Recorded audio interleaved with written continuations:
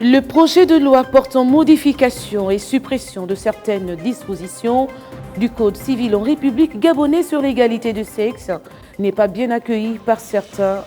Nous parlerons aussi de l'absence d'eau potable au quartier Milan derrière l'OPT dans le 5e arrondissement de la commune de Libreville.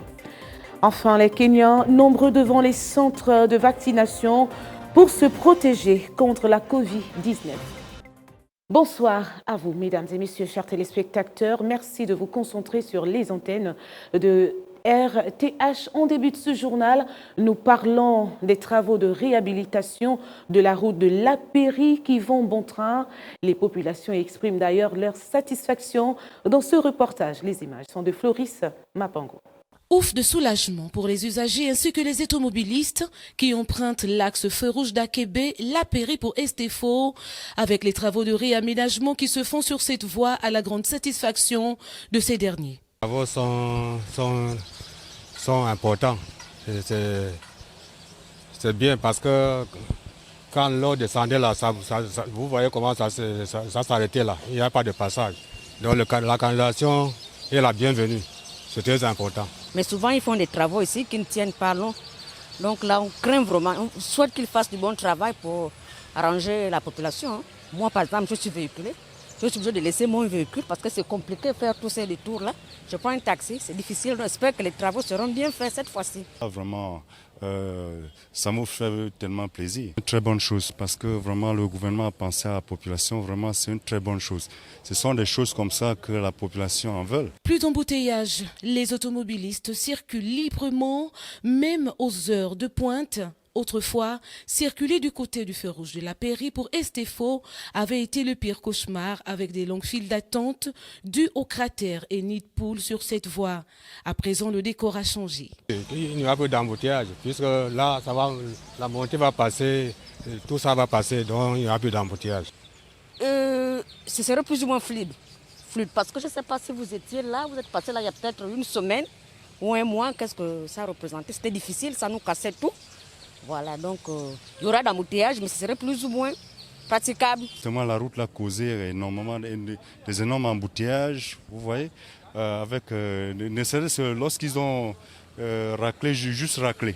Alors ça présente déjà des signes, les voitures passent déjà librement. Combien de fois lorsqu'ils vont terminer? Vous voyez, la route, vraiment, ça fait partie du développement. Vraiment, penser aux routes comme ça, vraiment, ce sont des choses les plus meilleures. Aux heures de pointe, c'est tellement compliqué. Lorsque cette route était tellement défectueuse, c'était plus que compliqué. Les commerçants qui revenaient du marché, nous les taximans, alors on ne pouvait pas circuler librement. Mais par contre, là maintenant on peut prendre un client à un prix un peu bas et moins, sachant qu'il y a moins d'embouteillages. Vous pouvez le constater, les canalisations et les panneaux de signalisation sont bien présents. Mais l'absence des ouvriers est due au fait qu'ils travaillent la nuit pour faciliter la fluidité de la circulation et l'accélération des travaux. Ils sont à féliciter parce que moi j'habite juste à côté, ils travaillent même la nuit. Donc vraiment, ils sont à féliciter, c'est bien. Je les encourage parce que déjà, ils présentent déjà des signes de bon et meilleur travail. Même s'il reste encore à faire, les travaux vont bon train. Les populations pourront espérer dans les tout prochains jours de circuler sans difficulté. On parle aussi du problème d'insalubrité au marché de La Pairie où les commerçants sont exposés à plusieurs maladies. C'est ce que nous confirme Désiré Ningon sur les images d'Ariel Nzao. Reportage. Parce que là, ça nous embête. Ça nous embête beaucoup. Dès là, ça nous frappe beaucoup. On dit qu'il y a le corona, mais cela là maintenant, ça dépasse même le corona qu'on voit maintenant. Ça dépasse le corona. L'odeur là, on dit qu'il y a les maladies, on a les enfants. Les enfants pas à l'école, on n'a pas la place pour aller vendre. Donc nous aussi, on est obligé de rester à côté de la poubelle et pour vendre. Donc il faut que l'État et le gouvernement nous prennent soin de nous. Pour nous aider, on va essayer pour arranger. Pour nous faire une bonne place pour la poubelle. Pour faire une bonne place pour la poubelle que non, nous aussi on soit heureux ici sur la route et que les voitures aussi, ça va passer aussi normal. Une insalubrité au cœur même du marché ne pourrait s'expliquer car la vente de nourriture en plein air est incompatible avec la présence des mouches susceptibles de transmettre des maladies. Les odeurs là, ça nous embaume, ça nous donne l'infection pulmonaire. Donc arranger la place, nous on va rester tranquille, on va vendre. Hein? On souffre, les mamans souffrent. Arrangez-nous la place. La route est déjà même coupée. Quand les voitures arrivent, il y a même l'embouteillage. Hein? Nous-mêmes, on se nourrit avec les enfants à la maison, on n'a rien à la maison. Maintenant, si on ne vient pas vendre, maintenant, si la route se coupe, est-ce que les clients vont encore venir payer les choses au marché? Arrangez-nous la route.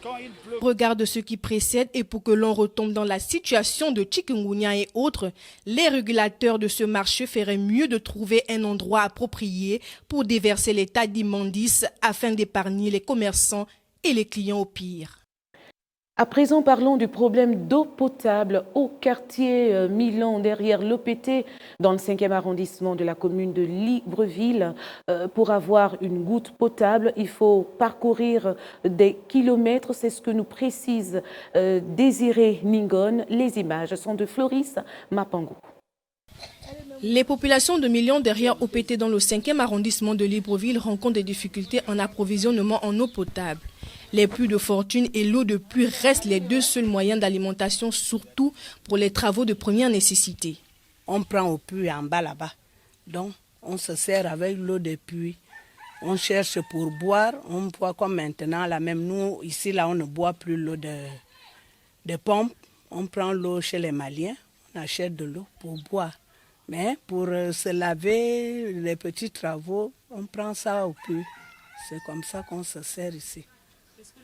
Moi-même, depuis que je suis venue, je pleure l'eau pour que je me lave. L'eau vient à 3 heures du matin. Et comme j'ai des locataires, il faut que les locataires puissent de l'eau.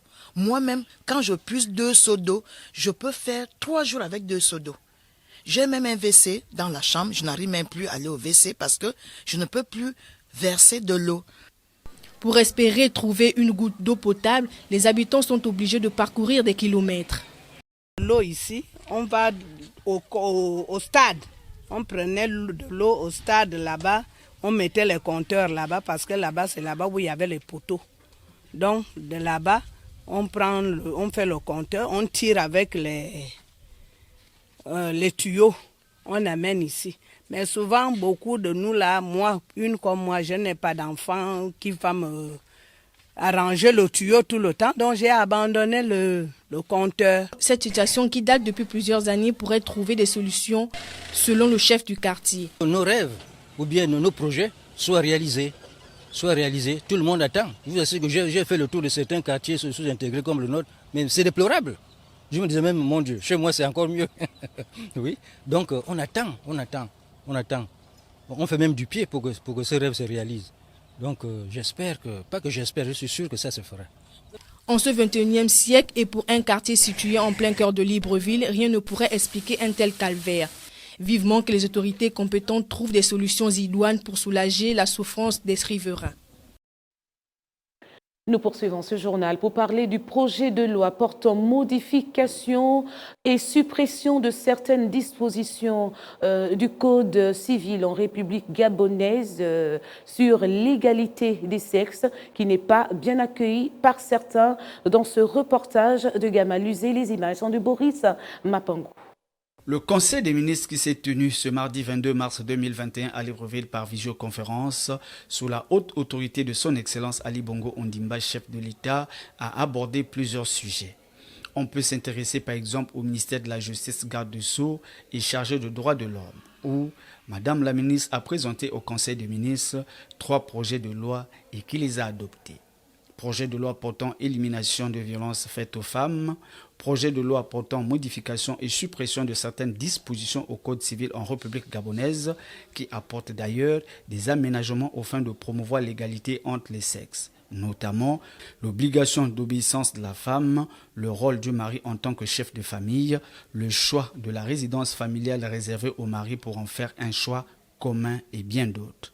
Des modifications, si elles sont adoptées par le législateur gabonais, viendraient très certainement réduire le pouvoir de l'homme sur son épouse, d'où le mécontentement de certains hommes.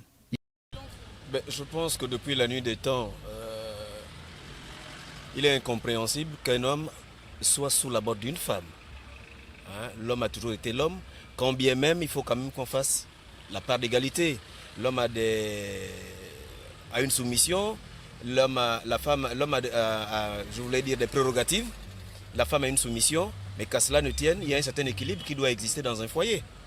Hein? Il n'y a pas que l'homme, même s'il est au-dessus de la femme, en termes de chef de famille, la femme a quand même son mot à dire là-dessus. Mais maintenant, quant à cette question, moi, pour ma part, pour ce qui me concerne, il est hors de question que la femme décide à la place de l'homme, quel que soit son rang social. L'homme reste l'homme, il est le chef de famille. En tant qu'homme, personnellement, moi, je ne suis pas d'accord. Pourquoi? Parce que depuis nos ancêtres, depuis nos arrière-parents, c'était toujours l'homme qui était le chef de famille.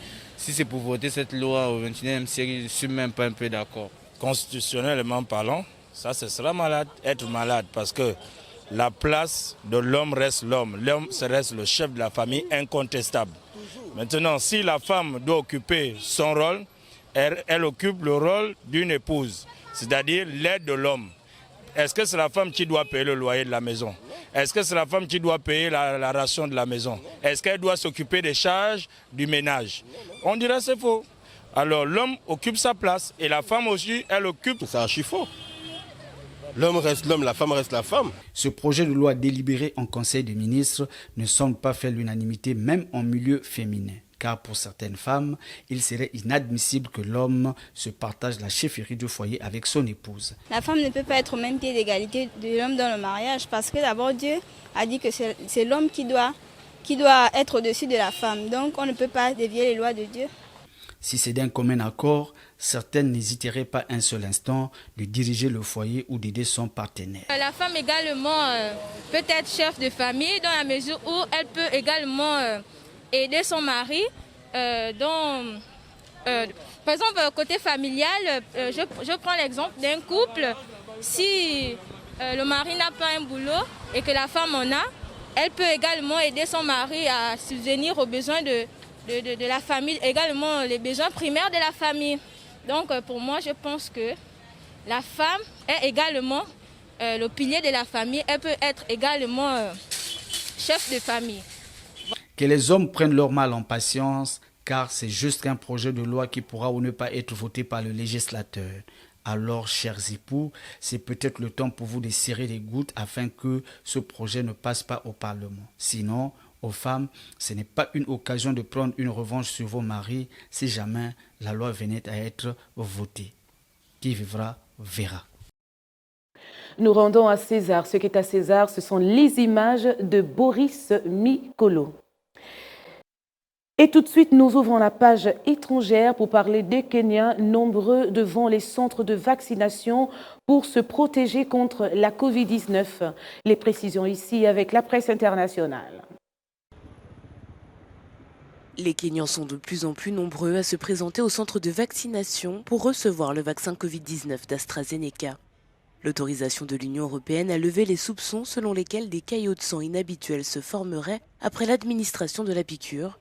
De nombreux pays européens avaient suspendu brièvement la vaccination. Depuis les rumeurs selon lesquelles le vaccin causait des caillots sanguins, les chiffres ont été initialement en baisse, mais après la confirmation par les pays européens, les avantages l'ont emporté sur les inconvénients. Nous avons constaté une forte affluence, en particulier la semaine dernière et cette semaine.